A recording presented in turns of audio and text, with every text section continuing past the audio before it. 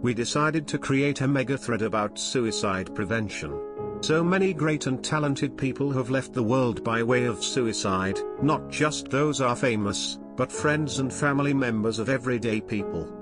That's why we would like to use this thread for those that have been affected by the suicide of someone to tell your story, or if you yourself have almost ended your life, tell us about what changed. I've attempted 3 times and the first few days afterwards are always surreal. This last time I drove out to my favorite secluded hiking trail and sat in the snow and cried. I cried because I was so full of hope and happiness as a kid, and I was angry at myself for letting that child down. On the way back to town I bought groceries for the next week as a way of promising myself to live. Mental illness is fucking nasty, but I've never once regretted my decision to keep going. There's still a chance I'll make the child in me proud, and that's what I hold on to when times get tough. I've attempted suicide 3 times in my life. The first I was attempting to slit my wrists and I was stopped by my childhood friend.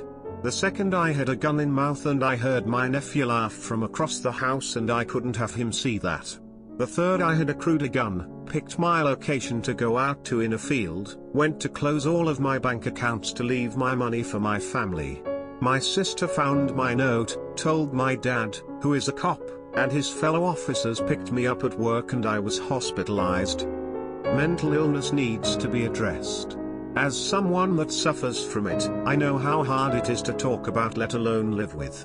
I spent years being silent about my illness. I was ashamed. I thought it was my fault and I should be able to handle it. I was wrong. It cost me jobs, friends, and partners. It very nearly cost me my life. Once I was hospitalized, I was finally able to receive the help I desperately needed. I'm still rebuilding. I still struggle. But I can now see a light at the end of the tunnel. To everyone that suffers from mental illness, I see you, I'm here for you, and you are not alone. The world may seem empty. Everything may lose its luster. Just know that there are those who genuinely care for and support you. Even if you can't always see or feel it. My best friend took her own life when I was 22. Adding to that tragedy, she was several months pregnant. An emergency C-section was done at the scene. She ran her car into a tree at 90 miles per hour, and the baby ended up dying a few hours later. I didn't cope. Not as in I didn't cope well, I simply didn't. I drank a lot. I got into a lot of really unhealthy relationships. I took a lot of risks of all sorts. Finally, around 27, I decided to talk to a professional to deal with the grief. The woods still felt fresh after all that time. I also have depression. Bipolar 2 and major depression that lasts for months, if not more than a year sometimes. In 2012 I was ready to take my own life. Meticulous planning was made to ensure success and I had all of my affairs in order, closing internet accounts, letters written, a sheet printed for my wife for my online financial and insurance accounts, etc. I sat in my car for a long time when I was going to do it. I thought about my wife and my father, the 2 people that it would affect the most. I know what living through losing a loved one to suicide is like. I called the therapist that I was working with and he had me come in. I tend to avoid talking about some things, so I handed her one of the letters. She called in the supervising psychiatrist for that office and he pulled a lot of strings to get me a bed at McLean Hospital near Boston. I said that I'd go the next morning because I wanted to pack a few things before heading up there. He looked at me and said I can go voluntarily tonight, or involuntarily, either way, I was going that night. My wife was called to take me to the hospital. I'll never forget the sheer look of pain and helplessness on her face. She's the strongest person I know and I've seen her hold her shit together in horrific situations, but she just broke down sobbing uncontrollably. She didn't know I was that bad off. Neither did anyone else. It's easier to put on the act, and I was good at acting happy. I feel tremendously guilty for causing her so much pain even to this day. I'm 40 now and glad I didn't. I wrote about it, here http://iabort.cnn.com/docsdoc 848,934, which oddly has been published a few times in medical journals, and I did a few interviews with other psychiatric and psychology journals. I'm the mother of a toddler who died of cancer. There is nothing anyone could do to prevent me from killing myself besides listening and being present. I didn't reach out to anyone. Being suicidal means you want to die. No one could have talked me out of it. My family knew I was struggling and they took shifts watching me. They bought me my favorite foods, watched RuPaul's Drag Race with me for weeks, seriously. For some reason it was the only thing I could watch. They listened to me cry and didn't try to give me solutions.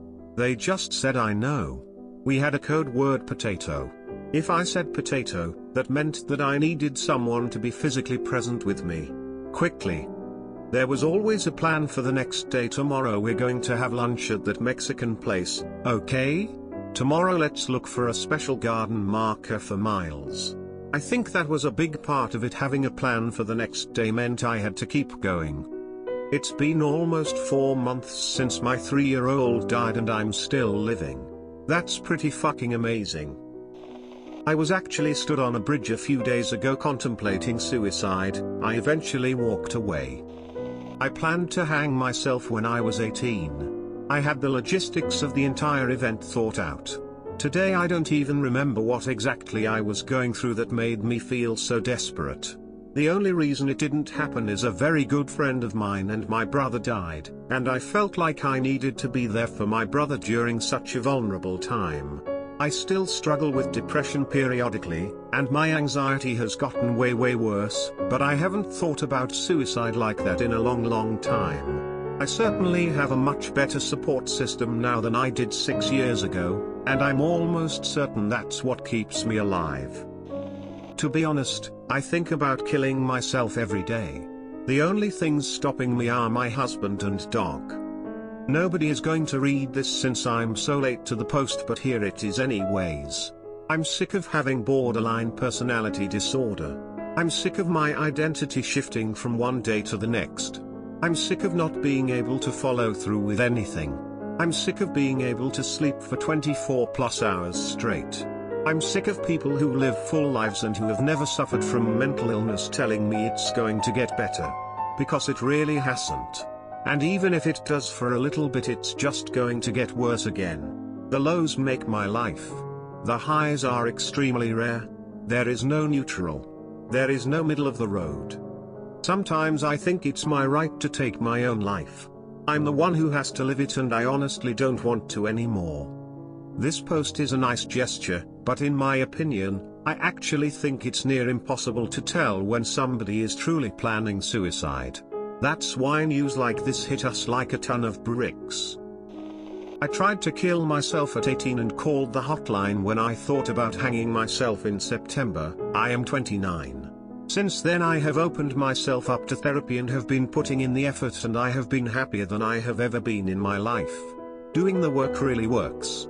Bourdain is one of my biggest role models in life, so needless to say today is rough, but this end doesn't have to be for everybody. When you feel like imploding, that's the time to scream for help, because there are countless people who are ready, willing and prepared to hear you. You are not alone, and even when you've had it and want out, please force yourself to reach out. It hit me recently after my Phil committed suicide around Christmas that when someone does finally succumb to their illness, we only talk about the day that they lost the fight. Not the days and years preceding where they fought and won to live another day. And another. And another. I think a major thing to realize about depression is when you're stuck in that black hole, it's so incredibly difficult to reach out for help, even if you logically know it's there. You tell yourself it won't help, that no one really wants to listen to you, or you're too tired, that you'll be judged, a million reasons to talk yourself out of it.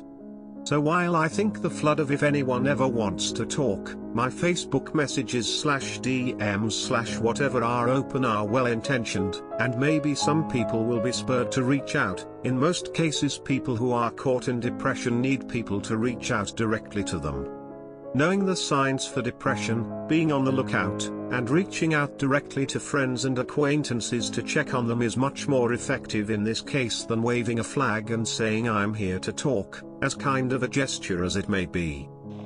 I was just on a train to Cardiff when the train stopped. There was a woman in distress and was possibly suicidal on the next platform. The train conductor called for help and stayed with her because he didn't want to just get her out the way and drive off. Thanks to that kind conductor, the woman got the help she needed and is in hospital as we speak. People can complain about the delays all they want, but the conductor was so right to stay with her. If you ever read this, train conductor man, thank you so much. This could have gone a lot worse than just an hour delay. My mum took her life when I was 12, a year after my parents had separated. Afterwards I lived with my dad and my little sister, and took a big role in raising her while battling my own depression and self-harm. 10 years later, just when I was starting to get in good place emotionally, my sister jumped off a bridge. She was 18 years old. It's been a few years since she took her life, and what I've learned is that no matter how much better you think your family would be without you, that's just not true. I miss my mum, and I miss having a mum. My sister was my best friend, and even after all the tough things she put me through over the years, drug addiction, stealing, etc., it was so worth it to have her around.